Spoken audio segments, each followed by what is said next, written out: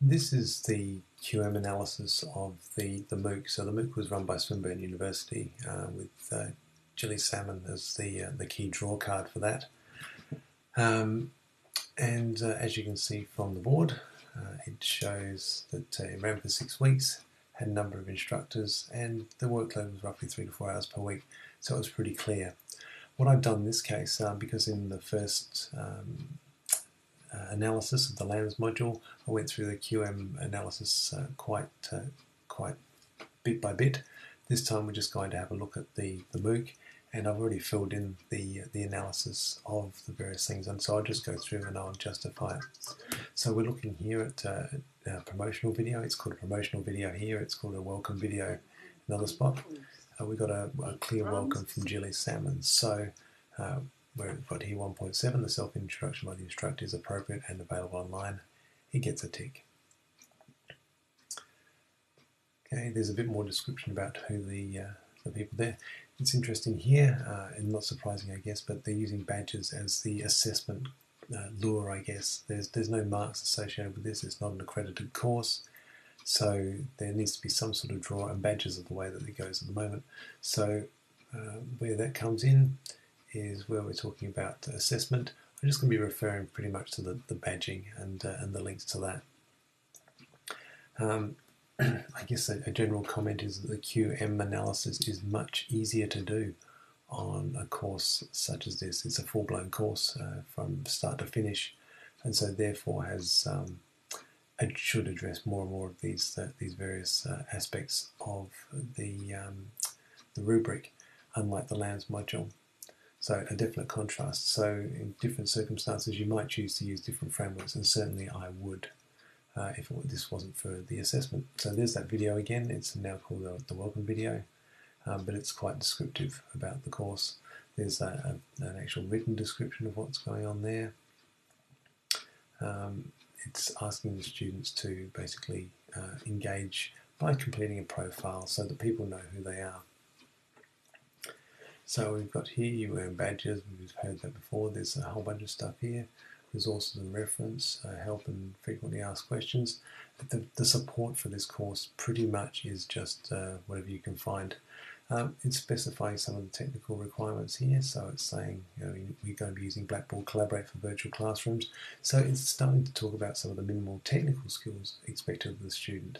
So I've given that a 1, and there's a couple of other points there. In fact, there's one other point that comes up later on which justifies that. This is the plan. Week 1, interesting. So we've got getting to know each other. That's this section here. Students are asked to introduce themselves to the class. This is based undoubtedly around Gilly Salmon's 5 stages of interaction. So her course design is built around that.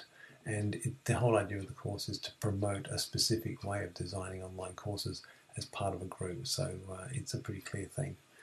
Learning objectives are clearly laid out. So I've given that a 3 here. The module unit objectives are pretty much the same.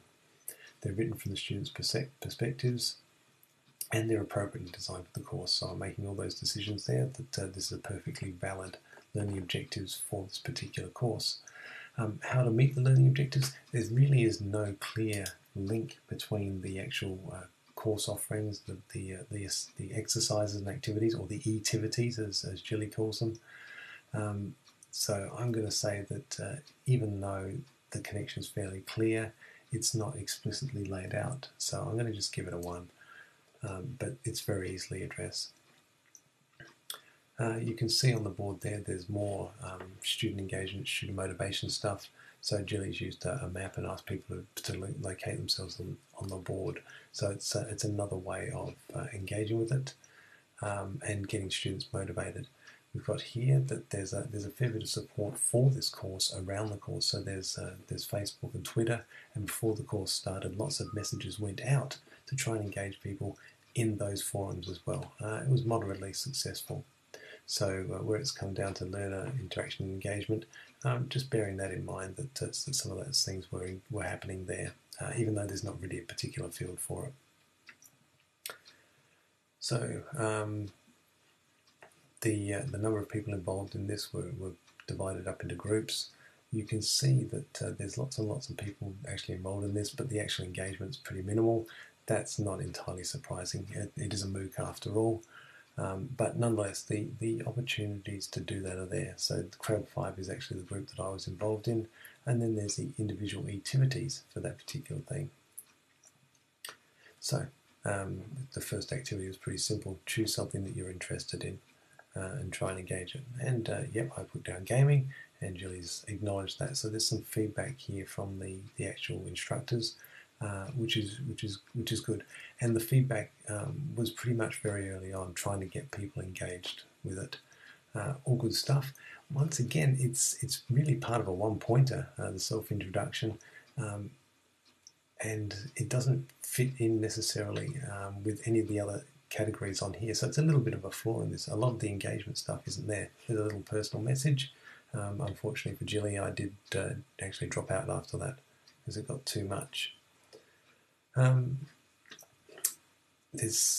You just saw that message just there. I didn't understand the activity. There's quite a few people that didn't understand some of the basic fundamentals, like what is storyboarding. A lot of that stuff wasn't explained. I didn't think it really needed explaining, but it certainly made things difficult for some people who couldn't follow it. But nonetheless, there is some descriptive stuff to support it. We'll just go back up here. Instructional materials. So the purpose of instructional materials, how the materials be used. I've given it a 2 instead of 3, mainly because it was pretty hard to find some of the stuff. It was just buried a little bit in places that you might not expect or wouldn't easily see. And that's one of the problems with online courses. It can be difficult to find stuff. People have different ways of cataloguing and describing where their material goes, and it doesn't always translate to someone else's vision of how a course should be laid out, and therefore it becomes problematic. You can see that there's lots of activities here. There's lots of little things that allow people to engage. So for voting here, they've used a wiki. Quite a clever way of doing it. Just put your name into a table, and the wiki actually engages the group in sort of a polling mechanism without having to go outside of Blackboard. So quite clever little uses of that. So when we're looking at the actual technologies here, course technologies are current. Yes, they are. They can readily access them. There's no reason why most students won't be able to access these technologies. Navigation, sometimes not quite as logical as I would have thought, so it didn't match my logic. But the course tools and media certainly support active learning, and they meet the course objectives. So this section here, the course does very, very well. We'll go on to learning support right now while the video is progressing. You can just see some discussion boards happening there. The learner support is almost 0. It's a MOOC. It's not the support. It's hosted by a university, but it's not supported by the university. So you had no real access to anything other than the frequently asked questions. I guess if I'm feeling particularly generous, I might give it a mark there because there is a frequently asked questions thing, but otherwise quite tricky. Accessibility. It's in Blackboard. It's as accessible as Blackboard allows it to be. Okay, if we have a look up here, we've got earning badges now. So it's pretty clear that the tasks are relatively straightforward. Just create a storyboard, provide a link to it. The assessment tasks are pretty clear, and they match the learning objectives pretty well, even if it isn't explicit. So I've given it 2 here because there's no explicit link to it, but it's pretty good. Course grading policy based on badges. It's very, very clear what's going on there. You can see to the side there that there's a lot of resources available, lots of varieties of videos and pictures and all sorts of stuff. So it's a very well spec'd out course. Evaluating student work and participation, not really. It got to the stage where people were putting stuff in and the course wasn't really providing massive amounts of feedback and engaging people. And that's just the limit of these courses. There's nothing in it for people doing it really, apart from a bit of reputation. And their reputation wasn't really damaged by not getting to everyone's feedback, because I think everyone has a fairly realistic view of what that might be. And there's multiple opportunities to engage in this whole thing through. Even if you missed out as you were going along, you still had a chance right at the end to go back and do some of the activities you hadn't got round to. The instructional materials, all very good, we've discussed that. The learning objectives, we've discussed that. So as far as QM goes, this course shapes up pretty well. There's some things that could be improved, mainly around support, accessibility, but otherwise it's pretty straightforward. So there's just a little survey going on there to describe what's going on. Let's have a look at, can't quite get it onto the screen. The course employs accessible technologies and guidance on how to obtain accommodation. It's not really all that accessible.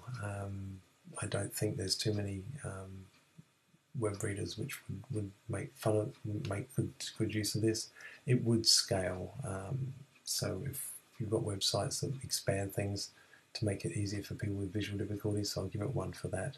There's no alternative. Actually, there is. Somewhere in here there's a video, but there's also a transcript of it as well.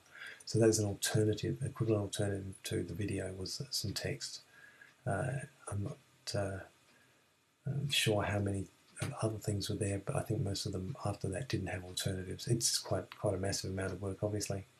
And I've got right down the bottom there off the screen, course design accommodates the use of assistive technologies only by accident. There's really no intention of trying to do that here at all. Okay, and I think that video has finished. So that's basically 10.5 minutes of riveting excitement from the MOOC.